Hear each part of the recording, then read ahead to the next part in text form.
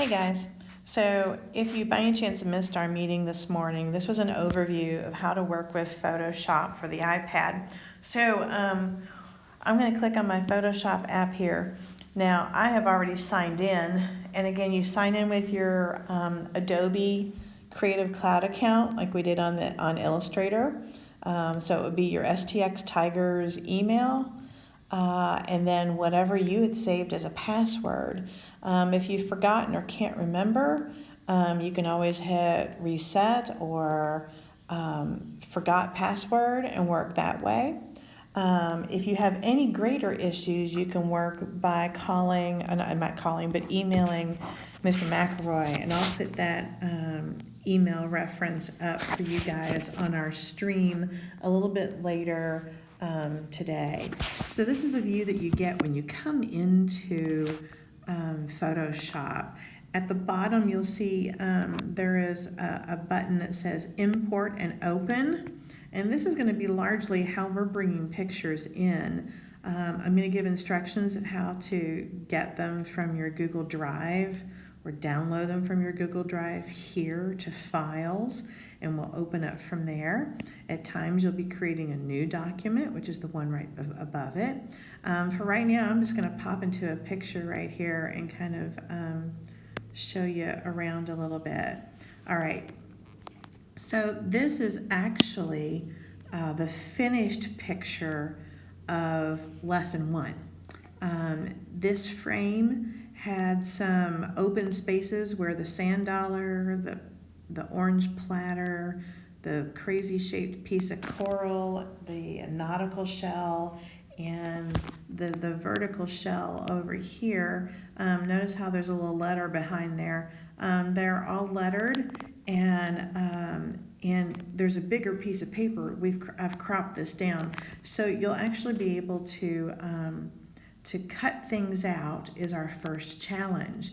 The one thing that people like and want to be able to do is to create a composite of taking, a body here or a head here or a car from this photo and put them into something else to make a new image.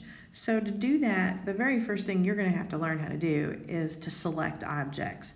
So the top arrow up there is like it was in our Illustrator. It's the move tool. So it allows you to move any shape that is freely happening or created.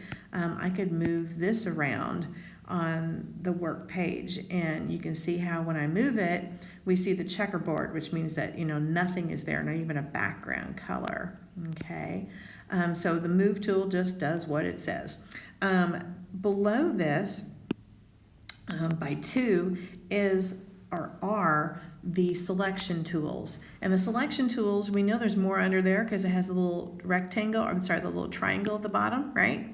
All right, and you click on that and more of its stuff shows up for us. So when you click twice, you'll get your options. This here is called the lasso tool, and it is a great little tool for literally just drawing around objects. So if I wanted to draw around this big shape, I could do that freely with my finger or with an Apple Pencil, whatever you might have. But whenever you're selecting something, please, please, please zoom in on it. You're not going to get any accuracy if you're working from a small status, okay? There are some shapes like this piece of coral that are going to be kind of crazy, and so there are specific helpful tools that will help us get that guy out. This second one here, the first one's the lasso, the second one is a masking tool. And it is denoted by that solid filled in square with a little arrow in it. And what it's going to do is it's going to draw a rectangle or a square around the object that we want to capture. And then we want to do what's called masking. And so we would mask or get away the background. So we're going to subtract the background from this guy. The next tool is going to become your favorite. It is going to be called the quick selection tool, and it is totally that. It is quick and it is a selection, and it works great on objects. I just did too much. It works great on objects that are similar in color. So this sand dollar is very similar in color, and all I have to do is put my finger on it and boom, it chooses all the pixels that are similar in color. Yes, inside there there's some light tan, there's some darker tan, there's some even really dark tan in the shadow of the sand dollar, but for the most part it is a very similar light color. Now you'll see that it kind of added on some areas over here that I did not wish for it to add on, okay? This button down here at the bottom, this circle, whew, it just got bigger, didn't it? When you put your finger on it, look what pops up in the top right. Subtract from selection. This is basically your Alt or Option key, okay? Like we had in Illustrator. If you didn't want something selected, you could always back off and you could always take some of that off. Look, I could unselect some of this, but it's like, no, I don't want to unselect that. I still want my sand dollar. So you can kind of push with your finger or the pencil, whatever you got handy. Oops, and then it popped back out again. So the computer will slowly, I had to put my finger back on the little Option key there. You will kind of do a little push and pull at times to get some of your selections to be the way you want them. But for the most part, the quick selection tool, again, is great for something that is similar in pixel colors, okay? Let's see, let me hop back over here. At the bottom, you'll notice when I use the selection tool, at the bottom, there's a new little taskbar that shows up. It says deselect, mask, erase, invert. More options are to transform the selection or select other things on the page that are similar. And so if I click on transform, look at that bounding box, okay? Maybe I've decided I want this to be a little smaller of a selection, or I want to select more. So I could alter it or change it in some way, okay? So I could play bigger or smaller with that if I wanted to, okay? And then hit done. If I don't want this selected anymore, if I'm done with it, I can hit deselect.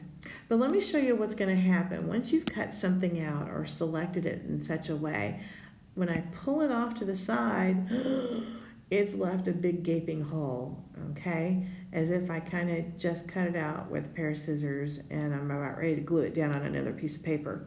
So don't be worried about that. What typically will happen is you're putting this somewhere on another piece of paper or on another photo. For right now, we're going to just leave it at that. I'm not bothered by that at the moment, but I'm going to show you some other methods here in just a moment. So I'm going to hit deselect, but I just wanted to show you what happens when you move it, okay? The last two are pretty straightforward and not much of a surprise. You have the rectangular selection tool. If I wanted to select the whole rectangular area, deselect at the bottom. And then there is the oval, okay? Well, the oval is going to come in handy, or the ellipse tool is going to come in handy for rounded objects, perfectly rounded things, such as this platter. So whenever the standard of drawing of a circle or an ellipse is usually to start from an upper left corner area, and then you begin to drag, okay?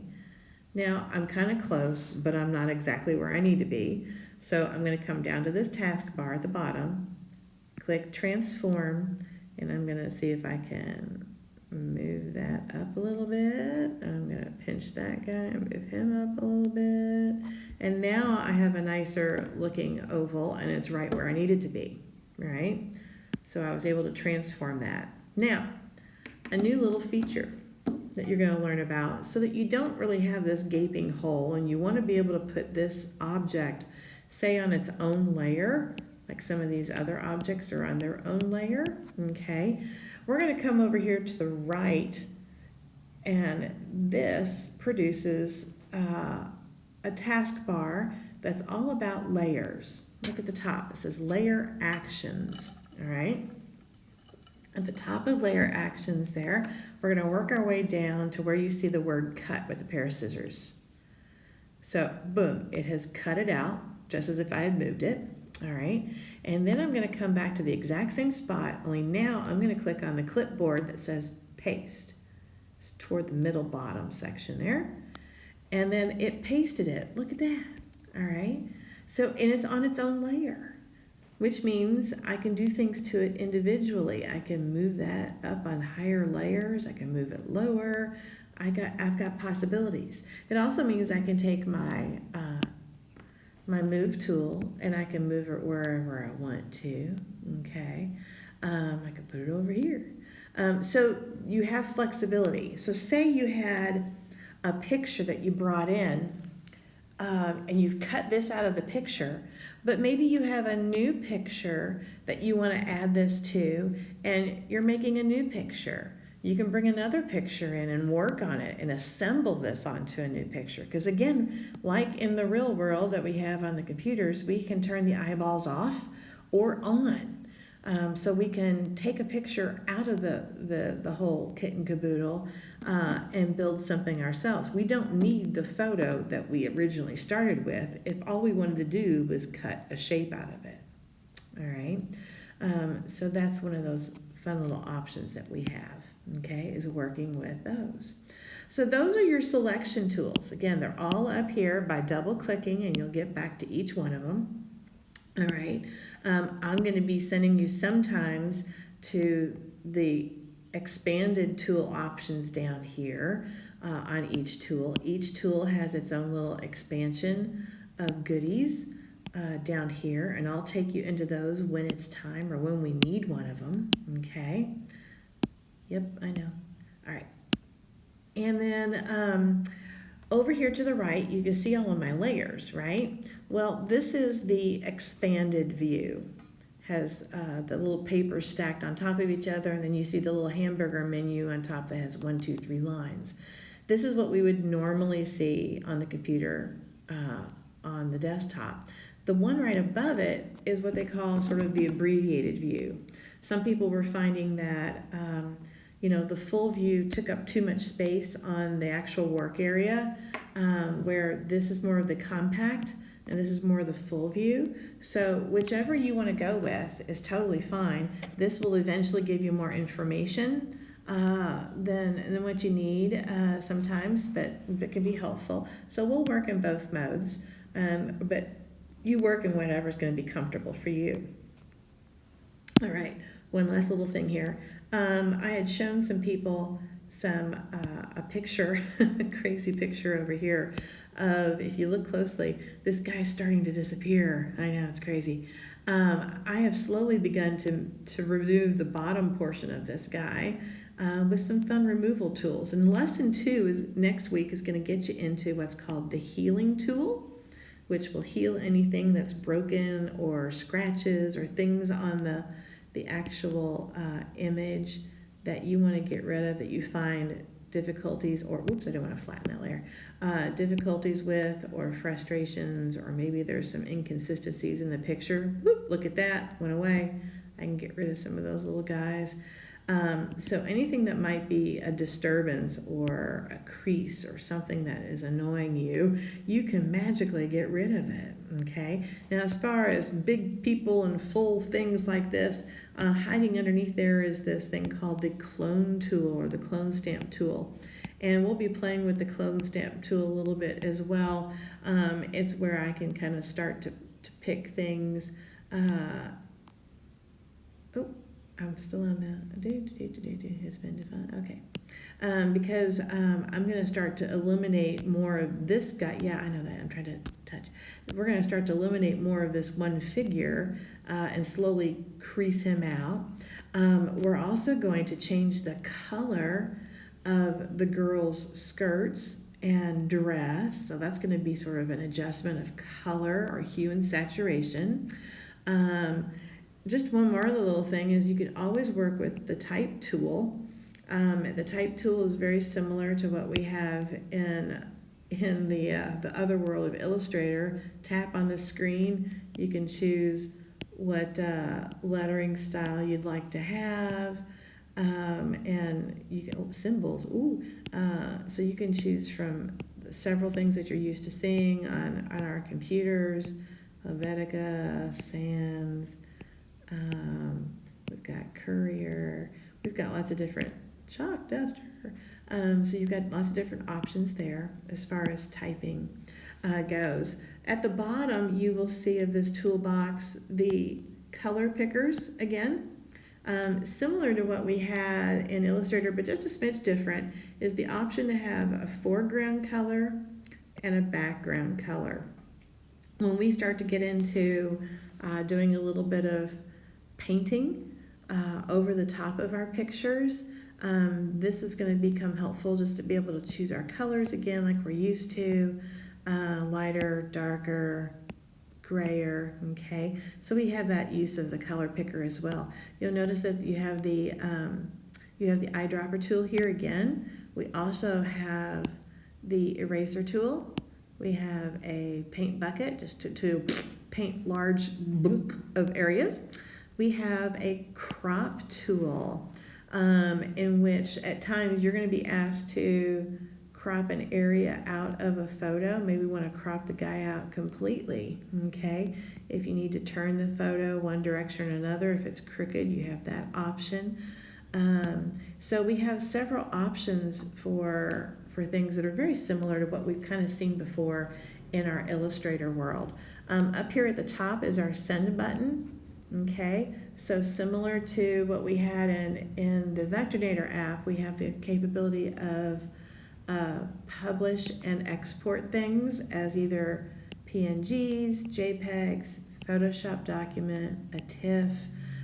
So we have different options, and of course, whenever it comes to the JPEG, we know it degrades the photo a little bit, but we want to go with the best of the degraded pictures as we export. And then where do you put it? You tell it to put it in your Google Drive.